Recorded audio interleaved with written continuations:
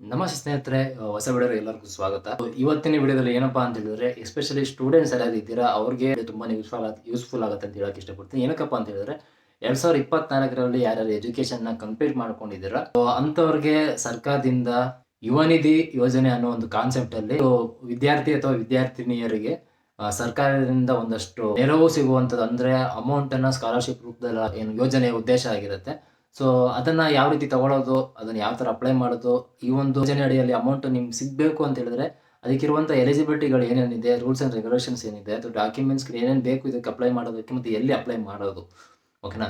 So ಇದ್ರ ಸಂಪೂರ್ಣವಾಗಿ ಎಲ್ಲಾನು ಕೂಡ ಡೀಟೇಲ್ಸ್ ಆಗಿ ನಿಮ್ಗೆ ಇದ್ರ ಈ ಒಂದು ವಿಡಿಯೋದಲ್ಲಿ ತಿಳಿಸ್ಕೊಡ್ತೀನಿ.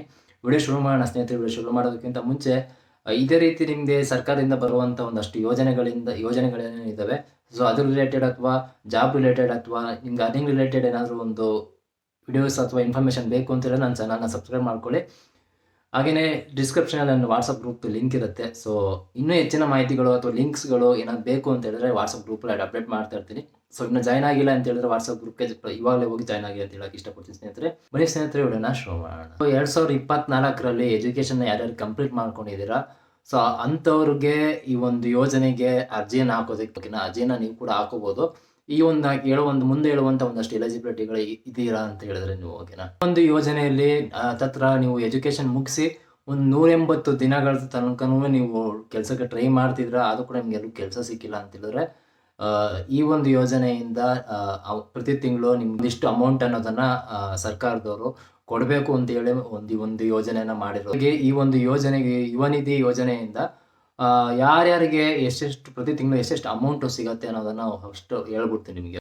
ಪದವಿ ಅಥವಾ ಡಿಪ್ಲೊಮಾನ ಪಾಸ್ ಆಗಿರ್ಬೇಕು. ಪಾಸ್ ಆಗಿ 180 ದಿನಗಳ ತನಕನೂ ನೀವು ಕೆಲಸ ಸಿಕ್ಕಿಲ್ಲ ಅಂತ ಹೇಳಿದ್ರೆ ಅಂತವರಿಗೆ ಪ್ರತಿ ತಿಂಗಳು 3,000 ರೂಪಾಯಿ ಅಮೌಂಟ್ ಪ್ಲಸ್ ಅವ್ರಿಗೆ ಒಂದು ಕೋರ್ಸ್ಗಳು ಕೂಡ ಗೌರ್ಮೆಂಟ್ ಇಂದ ಫ್ರೀ ಆಗಿರುತ್ತೆ. ಆ ಕೋರ್ಸ್ಗಳು ಸಿಗುತ್ತೆ. ಪ್ಲಸ್ ಅವರ ಅಕೌಂಟ್ಗೆ ಪ್ರತಿ ತಿಂಗಳು 3,000 ರೂಪಾಯಿ ಅಮೌಂಟ್ ಅನ್ನ ಹಾಕುವಂಥದ್ದು ಈ ಒಂದು ಯೋಜನೆಯಿಂದ. ಮತ್ತೆ ಡಿಪ್ಲೊಮಾ ಪಾಸ್ ಆಗಿರುವಂತ ನಿರುದ್ಯೋಗಿಗಳು ಯಾರು ಇದ್ದೀರಾ ಅಂತ ಹೇಳಿದ್ರೆ ಸೇಮ್ ಅವ್ರದ್ದು ಕೂಡ 180 ಪಾಸ್ ಆಗಿ 180 ದಿನಗಳವರೆಗೂ ನಿಮ್ಗೆ ಕೆಲಸ ಸಿಕ್ಕಿಲ್ಲ ಅಥವಾ ಅಂತ ಹೇಳಿದ್ರೆ ಅಂಥವ್ರಿಗೆ ಡಿಪ್ಲೊಮಾ ಪಾಸ್ ಆಗಿ ನೀವು ಇನ್ನೂ ನಿರುದ್ಯೋಗಿಗಳು ಯಾರ್ಯಾರು ಇದ್ದೀರಾ, ಡಿಪ್ಲೊಮಾ ಪಾಸ್ ಆಗಿರುವಂಥವ್ರು ಯಾರಾದರೂ ಇದ್ದೀರಾ ಅಂತ ಹೇಳಿದ್ರೆ ಅಂಥವರ ಖಾತೆಗೆ ಪ್ರತಿ ತಿಂಗಳು ಕೂಡ 1,500 ರೂಪಾಯಿನ ಇಲ್ಲಿ ಈ ಒಂದು ಯೋಜನೆಯಿಂದ ಸರ್ಕಾರ ಕೊಡುವಂತ ಕೆಲಸನ ಮಾಡ್ತಿರುವಂಥದ್ದು. ಒಂದು ಯೋಜನೆಯಿಂದ ಈ ಪ್ರತಿ ತಿಂಗಳು ಏನು ಹೇಳಿದ ಅಮೌಂಟ್, ಸೊ ಅಮೌಂಟ್ನ ಹತ್ತತ್ರ 2 ವರ್ಷ ತನಕ ಕೊಡ್ತೀವಿ ಅಂತ ಮೆನ್ಷನ್ ಮಾಡಿದ್ದಾರೆ. ಸೊ ಅದ್ರ ಬಗ್ಗೆ ಇನ್ನೂ ಹೆಚ್ಚಿನ ಮಾಹಿತಿ ಬೇಕು ಅಂತ ಹೇಳಿದ್ರೆ ಬರುವಂತ ವಿಡಿಯೋಗಳಲ್ಲಿ ಸಂಪೂರ್ಣವಾಗಿ ತಿಳಿಸ್ಕೊಡ್ತೀನಿ. ಮತ್ತೆ ಈ ಒಂದು ಯುವ ನಿಧಿಗೆ ನೀವು ಅರ್ಜಿನ ಹಾಕ್ಬೇಕು, ಅಪ್ಲಿಕೇಶನ್ ಅಪ್ಲೈ ಮಾಡಬೇಕು ಅಂತಂದ್ರೆ ಇದಕ್ಕೊಂದು ಇರುವಂತ ಎಲಿಜಿಬಿಲಿಟಿಗಳು ಏನೇನು ಬೇಕು, ಎಲಿಜಿಬಿಲಿಟಿ ಏನೇನು ಇರಬೇಕು ಅಂತ ಅನ್ನೋದನ್ನ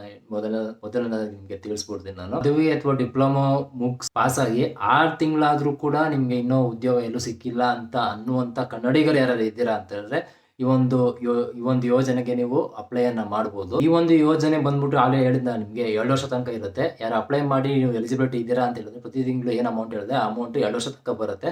ಸೊ ಆ 2 ವರ್ಷದಲ್ಲಿ ಬರ್ತಾ ಇರುತ್ತೆ ಅಂತ ಅಂದ್ಕೊಳ್ಳಿ. ಸೊ ಆ 2 ವರ್ಷದಲ್ಲಿ ನಿಮ್ಗೆ ಯಾವ್ದಾದ್ರು ಕೆಲಸ ಏನಾದರೂ ಸಿಕ್ತು ಅಂತ ಹೇಳಿದಾಗ ಈ ಒಂದು ಯೋಜನೆಯಿಂದ ಅಮೌಂಟ್ ಏನು ಬರ್ತಿತ್ತು ನಿಮ್ಗೆ ಪ್ರತಿ ತಿಂಗಳು, ಸೊ ಆ ಒಂದು ಬರುವಂತ ಹಣವನ್ನ ಕ್ಯಾನ್ಸಲ್ ಅಂದ್ರೆ ಅಲ್ಲಿಗೆ ಕ್ಲೋಸ್ ಮಾಡ್ತಾರೆ. ಏನಕ್ಕೆ ನಿಮ್ಗೆ ಕೆಲಸ ಸಿಕ್ಕಿರುತ್ತಲ್ಲ, ಸೊ ಅದರಿಂದ ಆಯ್ತಾ. ಮತ್ತೆ ಅಮೌಂಟ್ ಅನ್ನ DBT ಅನ್ನುವಂತ ಒಂದು ಪ್ಲಾಟ್ಫಾರ್ಮ್ ನಿಂದ ನಿಮ್ಗೆ ಟ್ರಾನ್ಸ್ಫರ್ ಮಾಡ್ತಾರೆ ಅಂತ ಹೇಳಿದ್ದಾರೆ.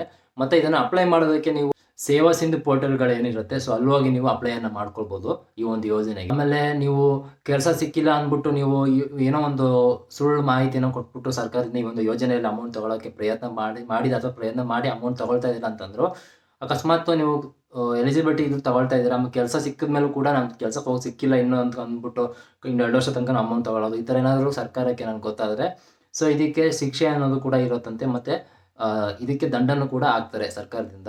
ಸೊ ಇದನ್ನು ಯಾರ್ಯಾರು ಇಲ್ಲಿ ತನಕ ಹೇಳಿದೆ ನಾನು ಎಲಿಜಿಬಿಲಿಟಿ ಯಾರ್ಯಾರು ಅಪ್ಲೈ ಮಾಡ್ಬೋದು ಈ ಒಂದು ಯೋಜನೆಗೆ ಅಂತ ಹೇಳಿದೆ. ಇವಾಗ ಬಂದ್ಬಿಟ್ಟು ಯಾರ್ಯಾರು ಅಪ್ಲೈ ಮಾಡಬಾರ್ದು, ಯಾರ್ಯಾರು ಮಾಡೋಕ್ಕಾಗಲ್ಲ ಅನ್ನೋದನ್ನ ಹೇಳ್ಬಿಡ್ತೀನಿ, ಓಕೆನಾ. ಮೊದಲನೇದಾಗಿ ಉನ್ನತ ಅಂದ್ರೆ ಹೈಯರ್ ಎಜುಕೇಶನ್ ಯಾರು ಟ್ರೈ ಮಾಡ್ತಿದ್ದೀರಾ ಅಂತ ಓದಬೇಕು ಅಂತ ಅಂದ್ಕೊಂಡಿದ್ದೀರಾ ಅಂತ ಹೇಳಿದ್ರೆ ಅಂಥವ್ರು ಈ ಒಂದು ಯೋಜನೆಗೆ ಅಪ್ಲೈ ಮಾಡೋ ಹಾಗಿಲ್ಲ, ಆಯ್ತಾ.